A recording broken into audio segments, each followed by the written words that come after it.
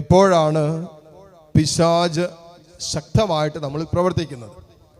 എപ്പോഴാണ് പാപം അല്ലെങ്കിൽ തിന്മ നമ്മുടെ മേലും നമ്മുടെ കുടുംബങ്ങളുടെ മേലും അതിശക്തമായിട്ട് ആലോചനയെടുക്കുന്നത്, തീരുമാനമെടുക്കുന്നത്, പ്രവർത്തിക്കുന്നത് എന്ന് ഒരു ദൈവ പൈതൽ അറിഞ്ഞിരിക്കണം. അതിനുള്ള ഉത്തരമാണ് പരിശുദ്ധാത്മാവ് എന്ന് നമുക്ക് തരാൻ പോകുന്നത്. കത്തോലിക്കാ സഭയുടെ മതബോധന ഗ്രന്ഥം 1851 ഖണ്ഡികയിൽ ഇങ്ങനെയാണ് എഴുതി വച്ചിരിക്കുന്നത്: ക്രിസ്തുവിൻ്റെ പീഡാനുഭവത്തിൽ, അതായത് യേശുവിൻ്റെ സഹനത്തിൽ അവിടത്തെ കാരുണ്യം പാപത്തെ കീഴടക്കാൻ തുടങ്ങിയപ്പോഴാണ് പാപം അതിൻ്റെ അക്രമഭാവവും അതിൻ്റെ വൈവിധ്യവും ഏറ്റവും വ്യക്തമായി വെളിപ്പെടുത്തിയത്. ഇതെന്തൊക്കെയാണെന്ന് ഞാൻ ഇതിനെ തുറന്ന് എഴുതി വെച്ചിട്ടുണ്ട്, അതേക്കുറിച്ച് പറയാം. പ്രാരംഭത്തിൽ വളരെ കൃത്യമായിട്ട് എഴുതി വെച്ചിരിക്കുകയാണ്: ദൈവം യേശുക്രിസ്തുവിൻ്റെ പീഡാനുഭവത്തിൽ ദൈവത്തിൻ്റെ കരുണ പാപത്തെ കീഴടക്കാൻ തുടങ്ങി. ശ്രദ്ധിക്കണേ, പാപത്തെ കീഴടക്കാൻ തുടങ്ങുന്നിടത്തും പാപത്തിൻ്റെ മേൽ ഒരു ദൈവ പൈതൽ വിജയം വരിക്കാൻ ആഗ്രഹിക്കുന്നിടത്തും പാപത്തെ ഉപേക്ഷിക്കുവാനും ദൈവത്തിൻ്റെ കാരുണ്യത്തിലേക്ക് ഒരു ദൈവ പൈതൽ തൻ്റെ ജീവിതത്തെ സമർപ്പിക്കാനും പാപത്തെ ദൈവത്തിൻ്റെ സന്നിധിയിൽ അനാവരണം ചെയ്ത് കർത്താവിൻ്റെ വലിയ കരുണയ്ക്കായി ഒരു ദൈവ പൈതൽ ആഗ്രഹിക്കാൻ തുടങ്ങുമ്പോൾ വചനം പറയുകയാണ്, കൃത്യമായിട്ട് വചനത്തിലൂടെ വെളിപ്പെടുത്തിയ ആത്മീയ രഹസ്യമാണ് കത്തോലിക്കാ സഭയുടെ മതബോധന ഗ്രന്ഥത്തിൽ എഴുതി വെച്ചിരിക്കുന്നത്: പാപം, തിന്മ, പിശാച് അതിൻ്റെ അക്രമഭാവവും അതിൻ്റെ വൈവിധ്യമായ രീതിയിലും ശക്തമായിട്ട് തിന്മ വെളിപ്പെടാൻ തുടങ്ങും. ഇപ്പം നമ്മുടെയൊക്കെ ജീവിതത്തിലും കുടുംബങ്ങളിലും തിന്മ എപ്പോഴാണ് ശക്തമാകുന്നത് എന്ന് ചോദിച്ചാൽ, പിശാച് എപ്പോഴാണ് ശക്തമായിട്ട് പ്രവർത്തിക്കുന്നതെന്ന് ചോദിച്ചാൽ, എവിടെ ദൈവത്തിൻ്റെ കാരുണ്യം വെളിപ്പെടാൻ സാധ്യതയുണ്ടോ, എവിടെയൊക്കെ ദൈവമക്കൾ പാപത്തെ ഉപേക്ഷിച്ച് ദൈവത്തിൻ്റെ കാരുണ്യത്തിൽ ഒരാത്മാവ് ആവരണം ചെയ്യപ്പെടാനുള്ള സാധ്യത പിശാച് കാണുന്നുവോ, അപ്പോഴാണ് പിശാച് ഏറ്റവും ശക്തമായിട്ട് ഒരാത്മാവിനെതിരെ, ഒരു ദൈവ പൈതലിനെതിരെ, ഒരു കുടുംബത്തിനെതിരെ പ്രവർത്തിക്കുന്നത്. ഹല്ലേലൂയ. സർവ്വത്തിൽ പറഞ്ഞേ ഹല്ലേലൂയ, ഹല്ലേലൂയ. അതുകൊണ്ടാണ് നമ്മൾ പറയാറില്ലേ, പാപത്തെ ഉപേക്ഷിച്ച് വിശുദ്ധ വഴികളിലൂടെ ചലിക്കാൻ തുടങ്ങിയപ്പോൾ നമുക്ക് വല്ലാത്ത പ്രതിസന്ധിയുണ്ട്, പ്രയാസമുണ്ട്, ബുദ്ധിമുട്ടുണ്ടെന്നൊക്കെ പലരും പറയാറില്ലേ. ഇതിൻ്റെ ഒരു കാരണം ഇതാണ്. കാരണം നമ്മൾ പാപത്തെ ഉപേക്ഷിച്ച് കർത്താവിൻ്റെ കാരുണ്യത്തിൽ ഒരു ദൈവ പൈതൽ, ഒരു കുടുംബം അഭയം പ്രാപിക്കാൻ തുടങ്ങുമ്പോൾ പിശാച് അക്രമാസക്തനാകാൻ തുടങ്ങും. ഹല്ലേലൂയ.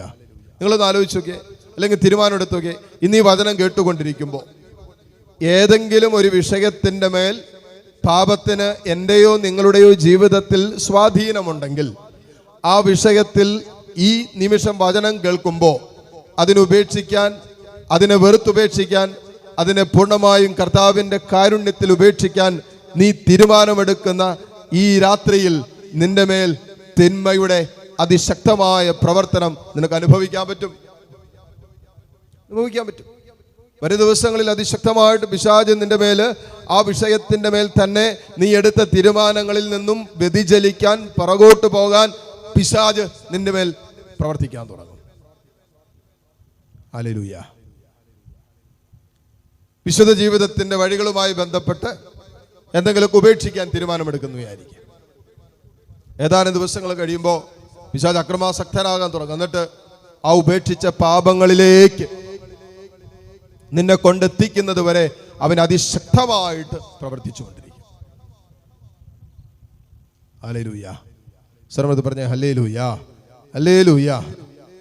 അപ്പോൾ ഈ ദിവസങ്ങളിൽ ആത്മാവിൻ ദൈവത്തിൻ്റെ കരുണ വെളിപ്പെടുത്തുന്ന അനുഭവങ്ങൾ എന്തുവാകട്ടെ, തീരുമാനങ്ങൾ എന്തുവാകട്ടെ, നിന്റെ കുടുംബത്തിൻ്റെ മേൽ ദൈവത്തിൻ്റെ വലിയ കാരുണ്യം വെളിപ്പെടാൻ സാധ്യതയുള്ള ജീവിതത്തിൻ്റെ, കുടുംബത്തിൻ്റെ തീരുമാനങ്ങൾ എന്തുവാകട്ടെ, ആ തീരുമാനങ്ങളുടെ പിന്നാമ്പുറങ്ങളിൽ പിശാചിന്റെ അതിശക്തമായ പ്രവർത്തനം കാണാൻ പറ്റും.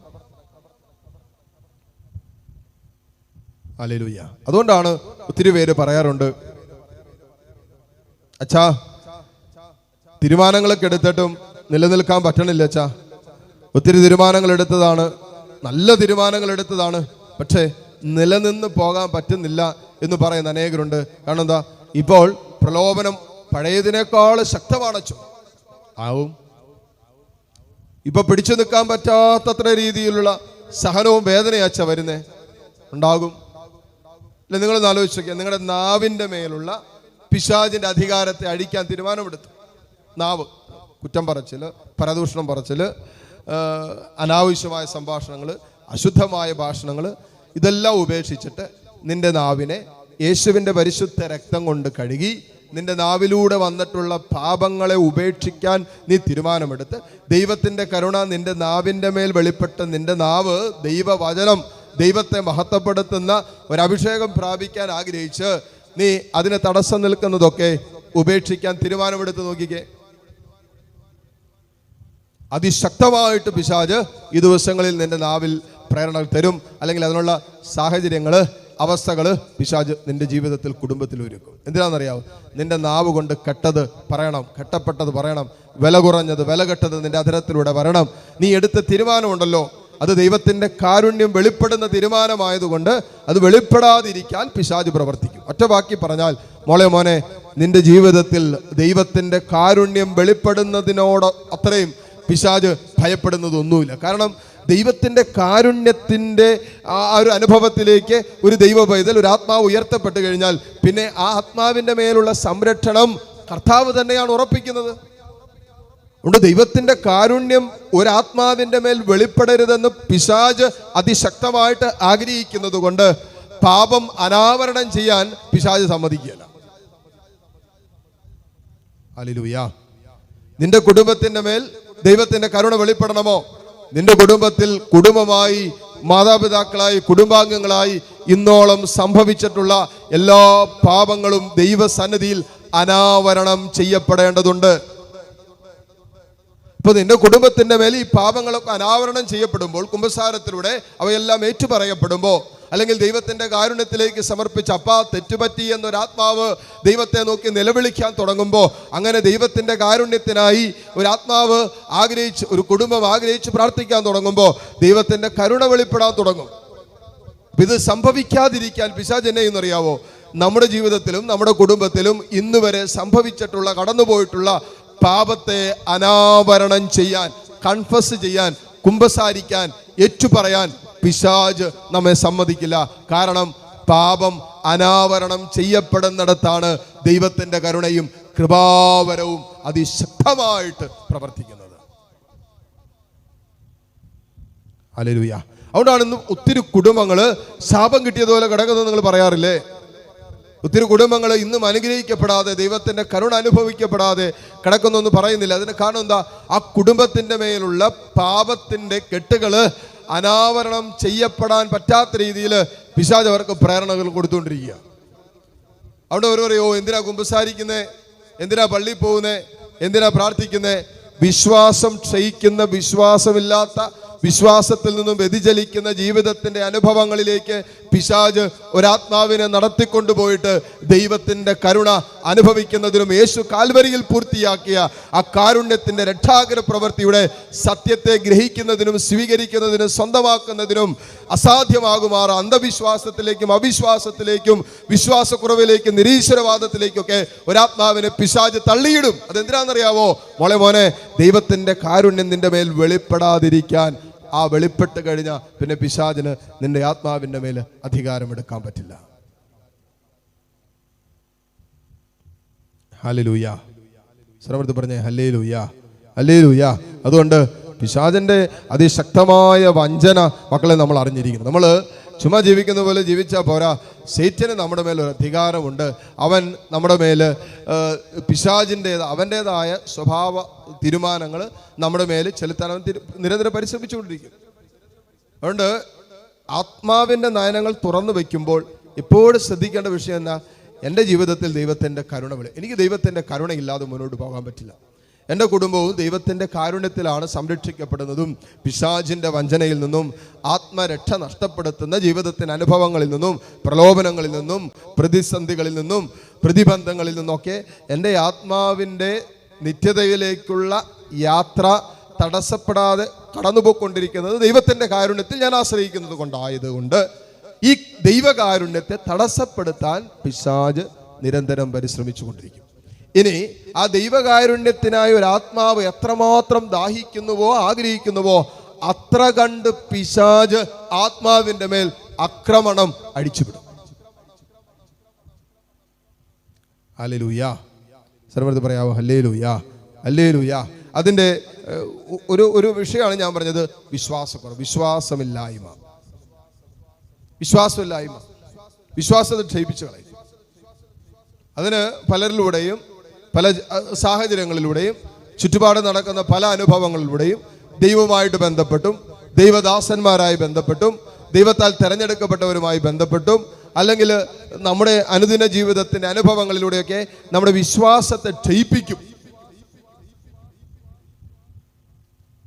ഒരു സഹോദരൻ പറഞ്ഞാണ്, പറയാൻ ഇത്തിരി ബുദ്ധിമുട്ടുണ്ട്, എന്നാലും പറയാതിരിക്കാൻ പറ്റില്ല, ഞാൻ ഇങ്ങനെ മലന്ന് കിടന്ന് തുപ്പുന്ന പോലെ ആയിരിക്കും. പറഞ്ഞാണ്, അച്ഛാ ഞാനിപ്പോൾ കുമ്പസാരിക്കാൻ പോകാറില്ല. എന്നാ?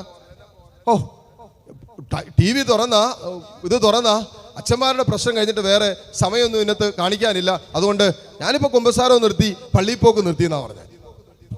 എന്തൊരു വിവരം ഉണ്ടെന്ന് നോക്കിക്കേ. ഒരച്ഛനെ കണ്ടിട്ടോ ഒരു കന്യാസ്ത്രീയെ കണ്ടിട്ടോ ഒരു മെത്രാനെ കണ്ടിട്ടോ അല്ല ഒരു ക്രിസ്ത്യാനി തൻ്റെ ജീവിതം പുലർത്തേണ്ടത്, മറിച്ച് കർത്താവിൻ്റെ മുഖത്തേക്ക് നോക്കിയാണ് മക്കളെ നമ്മൾ ജീവിക്കാൻ വിളിക്കപ്പെട്ടത്. ഈ ഒരു വിഷയം പറഞ്ഞുകൊണ്ട് പിശാച് നമ്മളെ അടിക്കുന്ന എങ്ങനെയാണെന്നറിയോ? നമ്മുടെ വിശ്വാസത്തെ ക്ഷയിപ്പിക്കും, നമുക്ക് ദേവാലയവുമായിട്ടുള്ള ബന്ധത്തെ നശിപ്പിച്ച് കളയും, നമ്മുടെ കൂദാശയുമായിട്ട്. അതല്ല ദൈവത്തോടുള്ള ബന്ധം. കൂദാശ ബന്ധം എന്ന് പറഞ്ഞാൽ നമ്മൾ ദൈവത്തോട് ഇന്ന് ഈ കാലഘട്ടത്തിൽ ബന്ധപ്പെടുന്നത് കൂദാശകളിലൂടെയാണ്. യേശുവിൻ്റെ ശരീരവും രക്തവും സ്വീകരിക്കുന്നത് വിശുദ്ധ കുർബാനയിലൂടെയാണ്. ദൈവത്തിൻ്റെ വലിയ കരുണ വെളിപ്പെടുന്ന കൂദാശയാണ് കുമ്പസാരം. അപ്പോൾ ദൈവത്തോടുള്ള നമ്മുടെ ഡയറക്റ്റ് ബന്ധം നിലനിർത്തുന്ന കൂദാശ ജീവിതത്തിൽ നിന്നും പിശാച് നമ്മളെ പുറകോട്ട് കൊണ്ടുപോകും. ഇതവൻ്റെ കെണിയാണ്. ഇതൊരാത്മാവിന് മനസ്സിലാക്കാൻ പറ്റണം. അത് മനസ്സിലാക്കാൻ പറ്റണമെങ്കിൽ ഒരാത്മാവ് അറിഞ്ഞിരിക്കണം, ആത്മാവിൻ്റെ മേൽ ദൈവത്തിൻ്റെ കാരുണ്യം അതിശക്തമായി വെളിപ്പെടാൻ പോകുന്ന സമയത്തിലൂടെയാണ് കടന്നു പോകുന്നത്. അതുകൊണ്ട് പിശാച് എൻ്റെ വിശ്വാസത്തെ ക്ഷയിപ്പിക്കുന്ന ജീവിത അനുഭവങ്ങൾ എൻ്റെ കൺമുമ്പിൽ അനാവരണം ചെയ്യപ്പെടാൻ അനുവദിച്ചുകൊണ്ട് എൻ്റെ വിശ്വാസത്തെ പിശാച് മുതലെടുക്കാൻ ശ്രമിക്കുന്നുണ്ട്. അതറിഞ്ഞിരിക്കണം. കാരണം എന്താ? എപ്പോഴും ഒരാത്മാവ് ദൈവത്തിൻ്റെ കാരുണ്യത്തിൽ എക്കാലവും ആവസിക്കുകയും വിശ്വസിക്കുകയും ജീവിതത്തെ സമർപ്പിക്കുകയും ചെയ്യേണ്ടതുണ്ട്. എങ്കിലേ ഒരാത്മാവിന് നിത്യതയോളം ആ കാരുണ്യത്തിൽ മുന്നോട്ട് പോകാൻ പറ്റും. അപകടങ്ങളില്ലാതെ, ആത്മാവിൽ അപകടങ്ങളില്ലാതെ, ആത്മാവിൽ അസ്വസ്ഥതകളില്ലാതെ ഒരാത്മാവിന് മുന്നോട്ട് പോകാൻ പറ്റൂ. ഇതിനെ തകർക്കുക എന്നുള്ള പിശാചിൻ്റെ വലിയ കെണി അതിൻ്റെ പിന്നിലുണ്ടെന്ന് മക്കളെ നമ്മൾ അറിഞ്ഞിരിക്കണം. അതുകൊണ്ടാണ് ഒന്ന് വിശ്വാസമില്ലായ്മ അങ്ങനെ എഴുതി വെച്ചിരിക്കുന്നത്. പാപം നോക്കിക്കേ, ക്രിസ്തുവിൻ്റെ 1851 ഖണ്ഡികയിലാണ് ക്രിസ്തുവിൻ്റെ പീഡാനുഭവത്തിൽ അവിടുത്തെ കാരുണ്യം പാപത്തെ കീഴടക്കാൻ തുടങ്ങിയപ്പോൾ, ക്രിസ്തുവിൻ്റെ പീഡാസഹനത്തിൽ, അതായത് കർത്താവിൻ്റെ കാൽവരി യാഗത്തോടടുത്തപ്പോൾ, അവിടെയാണ് ദൈവത്തിൻ്റെ കരുണ അതിൻ്റെ പൂർണ്ണതയിൽ വെളിപ്പെട്ടത്. എവിടെ? യേശുവിൻ്റെ കാൽവരി യാഗത്തിൽ. അങ്ങനെ പാപത്തെ കീഴടക്കാൻ തുടങ്ങിയപ്പോഴാണ് പാപം അതിൻ്റെ അക്രമഭാവം അല്ലേ? നമുക്ക് ചിലതൊക്കെ നഷ്ടപ്പെടാൻ തുടങ്ങുമ്പോൾ, ചിലതൊക്കെ നഷ്ടപ്പെട്ടു പോകാൻ തുടങ്ങും, നമ്മൾ വയലൻ്റ് ആകാൻ തുടങ്ങും. ചിലതൊക്കെ കിട്ടാതെ വരുമ്പോൾ അല്ലേ വയലൻ്റ് ആകാൻ തുടങ്ങും. പ്രത്യേകിച്ച് കുഞ്ഞു പിള്ളേരെയൊക്കെ നോക്കിയാൽ മതി. ദൈവത്തിൻ്റെ കാരുണ്യം ഒരാത്മാവിന് ലോകം മുഴുവൻ്റെ മേലും ദൈവത്തിൻ്റെ കാരുണ്യം വെളിപ്പെടാൻ തുടങ്ങിയപ്പോൾ സകല ആത്മാക്കളുടെ മേലും ദൈവത്തിൻ്റെ കാരുണ്യം സ്വന്തമാക്കാൻ തുടങ്ങിയപ്പോൾ പിശാച് അക്രമാസക്തനായി. ആത്മാവ് നഷ്ടപ്പെട്ടു പോകുന്നു എന്ന് മനസ്സിലാക്കാൻ തുടങ്ങിയപ്പോൾ പിശാച് അക്രമാസക്തനായെന്ന വചനം പറയുന്നത്. വചനത്തിലൂടെ നമ്മൾ മനസ്സിലാക്കുന്നത് ഏറ്റവും വലിയ ആത്മീയ രഹസ്യമാണ്. ഈ കൊച്ച് ആ വാഹനം ഇങ്ങനെ പോകുമ്പോൾ അവനിങ്ങനെ ഇല്ല നമ്മളല്ലേ വണ്ടി കാർ നഷ്ടപ്പെടാൻ തുടങ്ങിയപ്പോൾ അക്രമാസക്തനായി കിട്ടുന്നത് വരെ എന്ന് പറഞ്ഞ പോലെ ഒരാത്മാവ് ദൈവത്തിൻ്റെ കാരുണ്യത്തിൽ സമർപ്പിക്കുമ്പോൾ പിശാചിന് ആത്മാവ് നഷ്ടപ്പെട്ടു പോകുകയാണ്. അങ്ങനെ പോകുന്ന സമയത്ത് പിശാച് അക്രമാസക്തനായി നമ്മുടെ മേൽ അതിക്രമങ്ങൾ അഴിച്ചുവിടാൻ തുടങ്ങും. എന്തിനാണെന്നറിയാവോ? ആ ആത്മാവിനെ തിരിച്ചു കിട്ടാൻ വേണ്ടി. അപ്പോൾ ദൈവത്തിൻ്റെ കാരുണ്യം അതിൻ്റെ പൂർണ്ണതയിൽ വെളിപ്പെട്ടത് കാൽവരിയുടെ നെറുകയിലാണ്. അവിടെ ലോകം മുഴുവൻ്റെ മേലും ദൈവത്തിൻ്റെ കരുണയാണ് വെളിപ്പെട്ടത്. ആദ്യ മാതാപിതാക്കളിലൂടെ കടന്നു വന്ന പാപം നഷ്ടപ്പെടുത്തി കളഞ്ഞ ദൈവത്തിന്റെ കൃപയുണ്ടല്ലോ, ആദ്യ ആദം മൂലം നഷ്ടപ്പെടുത്തി കളഞ്ഞ ദൈവത്തിന്റെ കാരുണ്യം, കൃപ, അത് രണ്ടാം ആദം യേശുക്രിസ്തുവിലൂടെ പിതാവായ ദൈവം വെളിപ്പെടുത്തിയിട്ട് ദൈവമക്കളെ സ്വർഗീയ സാന്നിധ്യത്തിലേക്ക്, നിത്യതയിലേക്കും കൈപിടിച്ചുയർത്തി. ഇത് പിശാച് വെറുതെ ഇരിക്കോ? പിശാച് വെറുതെ ഇരിക്കും? വെറുതെ ഇരിക്കില്ല. ഉണ്ട്, അക്രമാസക്തനായെന്നാ പറയുന്നത്. അതിൻ്റെ വൈവിധ്യവും, പാപം അതിൻ്റെ അക്രമഭാവവും അതിൻ്റെ വൈവിധ്യവും ഏറ്റവും വ്യക്തമായി വെളിപ്പെടുത്തിയത് അവിടുത്തെ കാരുണ്യം പാപത്തെ കീഴടക്കാൻ തുടങ്ങിയപ്പോഴാണ്. അപ്പോൾ മക്കളെ ശ്രദ്ധിച്ചോ, നമ്മുടെ ജീവിതത്തിൽ പിശാച്, പാപം ഏറ്റവും ശക്തമായിട്ട് അക്രമാസക്തരാകുന്നത് നമ്മുടെ ജീവിതത്തിൻ്റെ മേലുള്ള എല്ലാ പാപങ്ങളെയും നമ്മൾ അനാവരണം ചെയ്ത് ഏറ്റുപറഞ്ഞ് ദൈവത്തിൻ്റെ കാരുണ്യം നമ്മളിൽ വെളിപ്പെടാൻ തുടങ്ങുമ്പോഴാണ് പിശാച് അക്രമാസക്തനാകുന്നത്. അതുകൊണ്ടാണ് ഇന്ന് അനേകരെ കുമ്പസാരിക്കാനോ പാപം ഏറ്റുപറയാനോ അനുതപിക്കാനോ പിശാച് സമ്മതിക്കാത്തത്. കാരണം എന്താ? അവൻ്റെ മേൽ ദൈവത്തിൻ്റെ വലിയ കാരുണ്യം വെളിപ്പെടും. നമുക്കറിയില്ലല്ലോ, ആർക്കറിയാം? പിശാചിനറിയാം. വിശ്വാസമില്ലായ്മ, ഹിംസാത്മകമായ വിദ്വേഷം, യേശുവിനെതിരെ സംഭവിച്ച കാര്യങ്ങളാണ് പറയുന്നത് കേട്ടാ. കാരണം കാരുണ്യം വെളിപ്പെടാൻ പോവുക യേശുവിലൂടെ. അപ്പൊ എങ്ങനെയെങ്കിലും ഈ കുരിശുമരണത്തിൽ നിന്നും, ഈ കാൽവരി യാഗത്തിൽ നിന്നും എവിടെയാണോ ദൈവത്തിന്റെ ഏറ്റവും ഉന്നതമായ കാരുണ്യം വെളിപ്പെട്ട് അവിടെ കൃപ വെളിപ്പെടുന്നു മനസ്സിലായപ്പോൾ പിശാച് ആ ദൈവകാരുണ്യം വെളിപ്പെടുന്ന അനുഭവത്തെ തകർക്കാനുള്ള പരിശ്രമം നടന്നുകൊണ്ടിരിക്കുക. അതിനൊരു വിഷയമാണ് വിശ്വാസക്കുറവ്, ഹിംസാത്മകമായി കൊല്ലാനുള്ള വിദ്വേഷം, അല്ലേ? അവനെ ക്രൂശിക്കെന്ന് പറഞ്ഞുകൊണ്ടാണ് ആ സമയത്ത് അരങ്ങേറിയത്, അല്ലേ? നേതാക്കന്മാരും ജനവും നടത്തിയ തള്ളിപ്പറച്ചില്, പരിഹാസം, പീലാത്തോസിന്റെ ഭീരുത്വം, പട്ടാളക്കാരുടെ ക്രൂരത, യേശുവിന് സഹിച്ച യൂദാസിന്റെ കയ്പ് നിറഞ്ഞ ഒറ്റിക്കൊടുക്കൽ, പത്രോസിന്റെ തള്ളിപ്പറയൽ, ശിഷ്യന്മാരുടെ പ്രയാണം എന്നിവ. എന്നാലും ഇതെല്ലാം സംഭവിച്ച കാര്യങ്ങളാണ്. എപ്പോ? കാരുണ്യം വെളിപ്പെടുന്നതിന് മുമ്പ് യേശുവിന്റെ ജീവിതത്തിൽ സംഭവിച്ച കാര്യങ്ങളാണ് ഈ പറഞ്ഞത്. ഈ അനുഭവങ്ങളൊക്കെ നിന്റെ ജീവിതത്തിൽ ദൈവത്തിന്റെ കരുണ വെളിപ്പെടാൻ പോകുന്നു എന്ന് മനസ്സിലാകുമ്പോൾ സംഭവിക്കും. അതാണ് അറിയേണ്ടത്. എന്ത്? ഹിംസാത്മകമായ വിദ്വേഷം, നിന്നെ കൊല്ലാനുള്ള ദേഷ്യമുള്ളവർ നിന്റെ ചുറ്റുപാടും ഉദയം ചെയ്യും, ഉയർത്തെഴുന്നേറ്റ് വരും. നേതാക്കന്മാരും ജനവും നടത്തിയ നിന്റെ ചുറ്റുമുള്ളവർ നിന്നെ തള്ളി പറയാൻ തുടങ്ങും, പരിഹസിക്കാൻ തുടങ്ങും, കളിയാക്കാൻ തുടങ്ങും. നിന്നെ രക്ഷപ്പെടുത്താൻ കഴിവുള്ളവൻ ഭയപ്പെട്ട് മാറി നിൽക്കാൻ തുടങ്ങും. പീലാത്തോസിന്റെ ഭീരുത്വം, പട്ടാളക്കാരുടെ ക്രൂരത, ക്രൂരമായ മർദ്ദനങ്ങൾക്കും അതിക്രൂരമായ പീഡനങ്ങൾക്കും നിന്റെ ജീവിതം കടന്നു പോകേണ്ടി വരും. യേശുവിന് സഹിക്കേണ്ടി വന്ന യൂദാസിന്റെ കയ്പ് നിറഞ്ഞ ഒറ്റുകൊടുക്കൽ, നിന്നെ ഇതുപോലെ ഒറ്റുകൊടുക്കുന്നവരുണ്ടാകും. പത്രോസിന്റെ തള്ളിപ്പറയൽ, കൂടെ നടന്നവൻ തള്ളിപ്പറയാൻ തുടങ്ങും, ഒറ്റുകൊടുക്കാൻ തുടങ്ങും, കൈപ്പേറിയ അനുഭവങ്ങൾ സമ്മാനിക്കാൻ തുടങ്ങും. ശിഷ്യന്മാരുടെ പ്രയാണം എല്ലാവരും ഉപേക്ഷിക്കും, ഒറ്റപ്പെടും. എന്നാൽ അതായത് ഈ അനുഭവങ്ങളിലൂടെ എല്ലാം കടന്നു പോകേണ്ടി വരുമെന്നാണ് യേശുവിന്റെ ജീവിതം നമുക്ക് കാണിച്ചത്. യേശുവിന്റെ ജീവിതം നമുക്ക് കാണിച്ചിരുന്ന സന്ദേശം അതാണ്. ഈ അനുഭവങ്ങളിലൂടെ എല്ലാം കടന്നു പോകേണ്ടി വരും. എന്ത്? ഒരാത്മാവ് തൻ്റെ ആത്മാവിനെ ദൈവത്തിൻ്റെ കാരുണ്യത്തിലേക്ക് സമർപ്പിക്കാൻ ഒരുങ്ങുമ്പോൾ അവൻ്റെ ആത്മാവിൻ്റെ മേൽ പിശാച് ഒരുക്കുന്ന അവൻ്റെ ആക്രമണ രീതികളാണ് ഈ പറഞ്ഞുകൊണ്ടിരിക്കുന്നത്. എന്നിട്ട് പറയാണ്, എന്നാലും നമുക്ക് ആശ്വാസം തരുന്ന കാര്യമാണ് എഴുതി വെച്ചിരിക്കുന്നത്. എന്നാലും അന്ധകാരത്തിൻ്റെയും ഈ ലോകത്തിൻ്റെ അധിപതിയുടെയും ആ മണിക്കൂറിൽ തന്നെ ക്രിസ്തുവിന്റെ ബലി നിഗൂഢമായി നമ്മുടെ പാപപ്പൊറുതിയുടെ നിലയ്ക്കാത്ത പ്രവാഹത്തിന്റെ സ്രോതസ്സായി തീർന്നു. അതായത് പിശാച് തൻ്റെ സകല പ്രവൃത്തികൾ കൊണ്ട് യേശുവിനെ നശിപ്പിക്കാനുള്ള സകല കലാപരിപാടികളും നടത്തി. എന്നാലും പിശാചിന്റെ ആ മണിക്കൂറിൽ, അല്ലെ, അവൻ അനേകരുടെ ശത്രുതയിലൂടെ യേശുവിനെ നശിപ്പിച്ചു, കാൽവരിയുടെ നെറുകയിൽ കൊന്നു വേണമെങ്കിൽ പറയാം. എന്നാൽ അന്ധകാരത്തിന്റെയും ഈ ലോകത്തിന്റെയും അധിപതിയുടെ ആ മണിക്കൂറിൽ അവൻ വിചാരിച്ചു അവൻ വിജയം വരിച്ച മണിക്കൂറാണതെന്ന്. ആ മണിക്കൂറിൽ തന്നെ ക്രിസ്തുവിന്റെ ബലിയുണ്ടല്ലോ, ആ യേശുവിന്റെ ബലിയുണ്ടല്ലോ, നിഗൂഢമായി നമ്മുടെ പാപപ്പൊറുതിയുടെ നിലയ്ക്കാത്ത പ്രവാഹത്തിൻ്റെ സ്രോതസ്സായി തീർന്നു. ആ ബലി തന്നെ നമ്മുടെ പാപപ്പൊറുതിയുടെ സ്രോതസ്സ്, അതായത് ദൈവത്തിൻ്റെ കാരുണ്യത്തിൻ്റെ സ്രോതസ്സായിട്ട് മാറിയെന്ന് ആ ബലി തന്നെ. ഹല്ലേലൂയ. അപ്പോൾ ദൈവത്തിൻ്റെ കാരുണ്യത്തിൻ്റെ നിലയ്ക്കാത്ത സ്രോതസ് എന്ന് പറയുന്നത് മക്കളെ വിശുദ്ധ കുർബാനയാണ്, കാൽവരിയിലെ ബലിയാണ്. കാൽവരി യാഗമാണ് ദൈവത്തിൻ്റെ കാരുണ്യത്തിൻ്റെ നിലയ്ക്കാത്ത, ഒരിക്കലും നിലയ്ക്കാത്ത സ്രോതസ് എന്ന് പറയുന്നത് പിതാവായ ദൈവം തൻ്റെ പുത്രനിലൂടെ കാൽവരിയിൽ പൂർത്തിയാക്കിയ തൻ്റെ ബലിയാണ്. ആ യാഗമാണ് എന്ത്? ദൈവത്തിൻ്റെ കാരുണ്യത്തിൻ്റെ നിലയ്ക്കാത്ത സ്രോതസ്. കാരണം എന്താ? അത് നിത്യമായ ബലിയായതുകൊണ്ട്.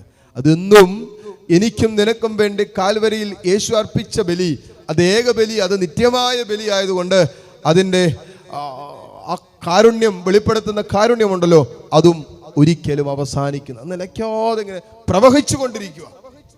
യേശുവിൻ്റെ കാൽവരിയിൽ പൂർത്തിയാക്കിയ ആ ഏക ബലിയുണ്ടല്ലോ, നിത്യമായ ബലി. ഓരോ പ്രാവശ്യവും നമ്മൾ വിശുദ്ധ കുർബാനയിൽ പങ്കെടുക്കുമ്പോൾ ആ ബലിയിലേക്കാണ് സ്വർഗം നമ്മളെ കൈപിടിച്ചുയർത്തുന്നത്. അപ്പോൾ അവിടെ നിന്നും ദൈവത്തിൻ്റെ അനന്തമായ നിലയ്ക്കാത്ത കാരുണ്യം നമ്മുടെ മേൽ ഓരോ വിശുദ്ധ കുർബാനയിലൂടെയും വെളിപ്പെട്ടുകൊണ്ടിരിക്കുക. അതുകൊണ്ട് ദൈവത്തിൻ്റെ കാരുണ്യം നമ്മളിൽ വെളിപ്പെടണമോ, ദൈവത്തിൻ്റെ നിലയ്ക്കാത്ത കാരുണ്യം നമ്മുടെ മേൽ പ്രവഹിക്കണമോ, ദൈവത്തിൻ്റെ കാൽവരി യാഗത്തിലേക്ക്, അവൻ്റെ ബലിയിലേക്ക് നമ്മളെ ചേർത്ത് വെക്കേണ്ടതുണ്ട്. അവിടെ മാത്രമാണ് ദൈവത്തിൻ്റെ കാരുണ്യം വെളിപ്പെടുന്നത്. ഹല്ലേലൂയ. അതുകൊണ്ട് മക്കളെ, നമ്മൾ ഇതുകൊണ്ടൊന്നും ഭയപ്പെടേണ്ടതില്ല, ഇതുകൊണ്ടൊന്നും അസ്വസ്ഥപ്പെടേണ്ടതില്ല, ഇതുകൊണ്ടൊന്നും ആകുലപ്പെടേണ്ടതില്ല.